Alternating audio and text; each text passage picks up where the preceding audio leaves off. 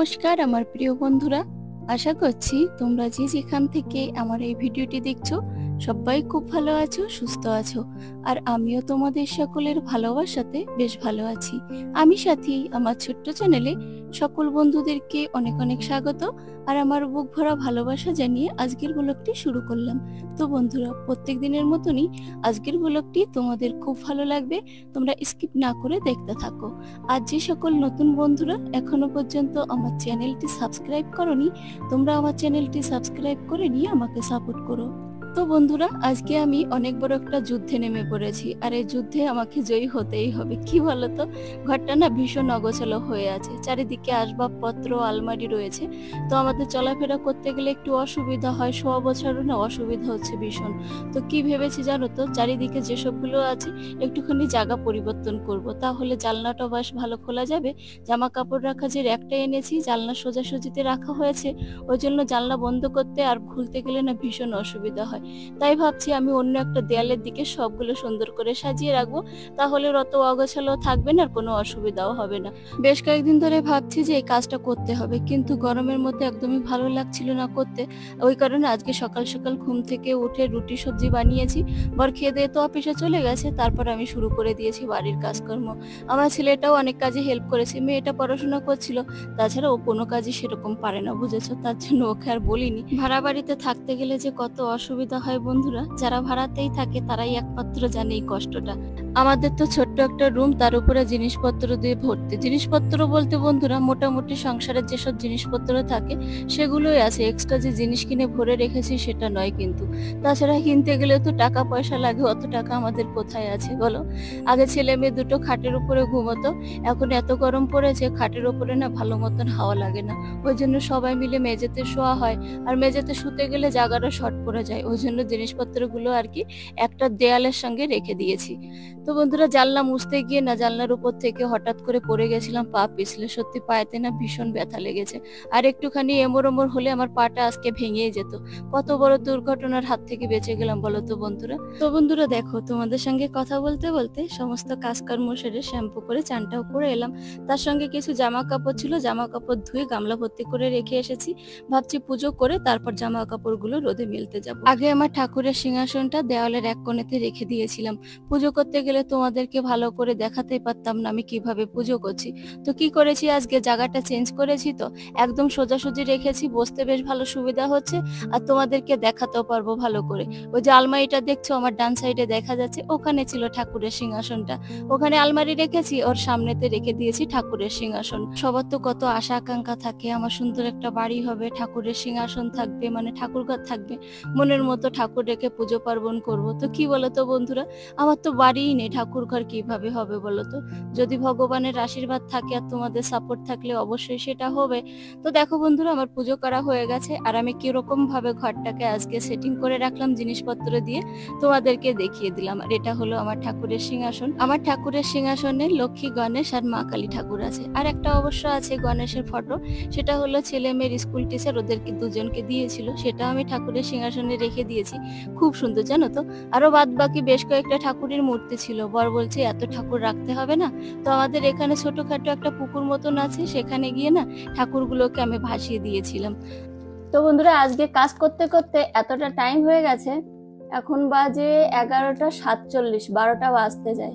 এখন বসেছি একটুখানি ব্রেকফাস্ট করতে।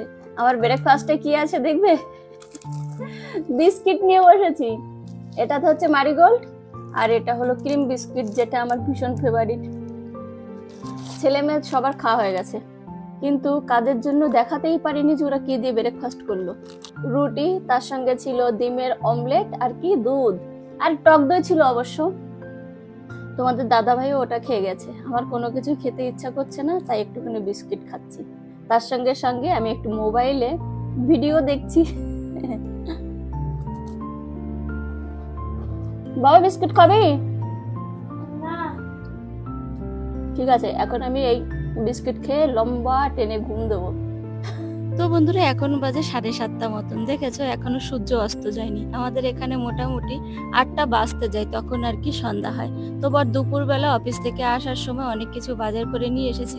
ছেলে মেয়ে দুটো ঘুমিয়েছিল তো দেখেনি, তো এখন খুলে খুলে দেখছে। মাছ, তরি তরকারি, মাংস যা যা এনেছিল সবগুলো আমি ফ্রিজের মধ্যে রেখে দিয়েছি, কিন্তু এর মধ্যে খাবার জিনিসগুলো না আমার বের করা হয়নি। ভেবেছিলাম ছেলে মেয়ে ঘুম থেকে উঠলেই ওরাই বের করবে। তো বন্ধুরা এখানে কি এনেছে দেখো, গাড়ির পালিশ এনেছে, দুটো খাতা, তারপরে টোস্ট, বিস্কিট, দু ধরনের বিস্কিট এনেছে, ক্রিম বিস্কিট আর মারিগোল্ড। মারিগোল্ডটা না সেরকম খাওয়া হয় না, আমাদের প্রিন্স বেশ ভালো খায় তাই আনা হয়েছে। আর ক্রিম বিস্কিট তো আমার ভীষণ ফেভারিট, তোমরা তো সবাই জানো। সেরকম ভালোবাসে আমার ছেলে মেয়েরা। দেখো প্যাকেট খুলে দুজন কারাকারি শুরু করে দিয়েছে।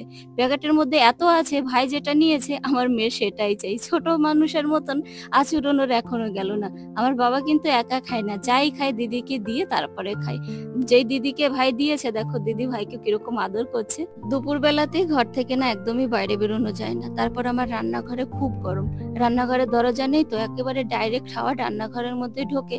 বর মাছ মাংস নিয়ে এসেছিল, মাছটা তো কোনো মতে ধুয়ে ডিপ ফ্রিজের মধ্যে রেখে দিয়েছিলাম, মাংস ধুইনি, তো এখন মাংস ধুয়ে নিচ্ছি। এখানে 1.5টা পোলট্রিতে না 2 কিলো 100 গ্রাম হয়েছে, একেবারে মিডিয়াম সাইজের, ছোটও না খুব বড় নয়।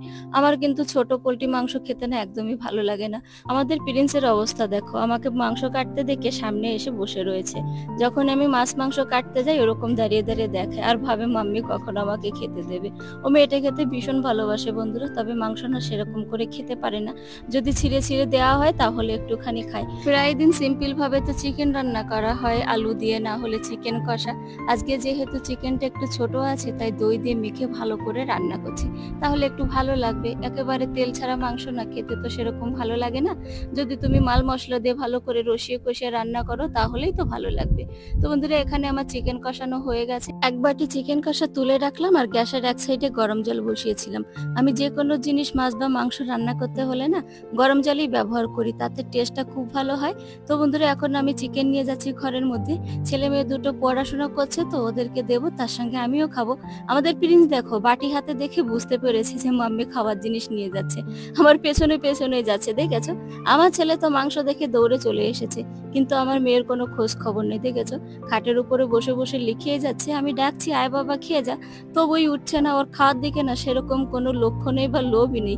আমার মা বা দিদিরা যখনই আমাকে ফোন করে তখনই কারোর কথা শুনুক আর না শুনুক, আমার মেয়ের কথা অবশ্যই ঠিক মনে করে শুনবে। ও কি করছে, কি খেলো, ঘুমোচ্ছে কিনা, ওকে একটুখানি মোটা হয়েছে কি বলতো বন্ধুরা। আসলে আমার মেয়েকে না সবাই খুব ভালোবাসে, আর আমার ছেলের কথা কি বলবো, আমার ছেলেকে সবাই চোখে হারায়। আমার দিদিরা বলে আমাদের একটাই বাবা। এত বড় হয়েছে আমার ছেলেটা, এখনো পর্যন্ত আমার বড়দি না ওকে কোলে করে নিয়ে ঘুরে বেড়ায়। তো বন্ধুরা সত্যি আমার ছেলে মেয়ে দুটো সবার কাছে খুব আদর পায়। তারপরে আবার অনেকদিন বাদে বাদে আমরা কলকাতার বাড়িতে যাই, তো ওই জন্য বিশেষ করে বোধহয় এত ভালোবাসে সবাই ওদেরকে। তো বন্ধুরা দেখো আমার এখানে রান্না বান্নাও কমপ্লিট হয়ে গেছে, আর এক পাশে ডালটাও গরম করে নিলাম। আজকে দুপুরে সেরকম ভালো কিছু খাওয়া হয়নি, ডাল, বেগুন ভাজা আর ডিমের অমলেট করেছিলাম, তো ডালটা ওই জন্য এখন গরম করেছি। আর তার সঙ্গে চিকেন কষা, স্যালাড আর গরম গরম ভাত তো হয়েছে। তো বন্ধুরা সবাই ডাল খেতে খুব পছন্দ করে, আমার আবার মুগের ডালটা খেতে সেরকম ভালো লাগে না, ওই জন্য নিলাম না, শুধু ওই চিকেন কষা দিয়েই খাবো। চিকেন কষা যদি থাকে আর অন্য কিছুতে কেন খেতে যাবো বলো তো বন্ধুরা শুধু শুধু। আজ 3-4 দিন বাদে আমাদের প্রিন্স পেট ভরে কটা ভাত খেয়েছে। রান্না বান্না করে মেটের 1 পিস মাংস দিয়ে ভালো করে কুটে কুটে ভাত মেখে দিয়েছিলাম, খেয়ে চলে এসেছে। দেখেছো এত তাড়াতাড়ি খেয়েছে, মানে ওর মনের মতো জিনিস পেয়েছে, তো ওই জন্য আর দেরি করেনি। আজকে চিকেন কষা অন্য দিনের চেয়ে না একটু বেশি টেস্টি লাগছে, দই দিয়ে রান্না করেছি তো ওই জন্য বোধ হয়। বুঝতে পারা যাচ্ছে না যে চিকেন খাচ্ছি না মাটন। সত্যি বন্ধুরা, চলো বন্ধুরা আর বেশি কথা বলবো না, ডিনারটা কমপ্লিট করে নি। তোমরা যে তোমাদের মূল্যবান সময় নষ্ট করে আমার ভিডিওটি দেখেছো, তাই আমার তরফ থেকে আন্তরিক প্রীতি, অনেক অনেক ভালোবাসা। এভাবে আমাকে সাপোর্ট করো। আর হ্যাঁ বন্ধুরা, তোমরা কে কোথা থেকে আমার ভিডিওটি দেখলে কমেন্টে জানিও, তাহলে আমার খুব ভালো লাগবে। আজকের ভিডিওটি এই পর্যন্ত, দেখা হচ্ছে পরবর্তী নতুন আরেকটি ভিডিওতে। ততক্ষণ তোমরা সবাই খুব ভালো থেকো, সুস্থ থেকো, বাই বাই।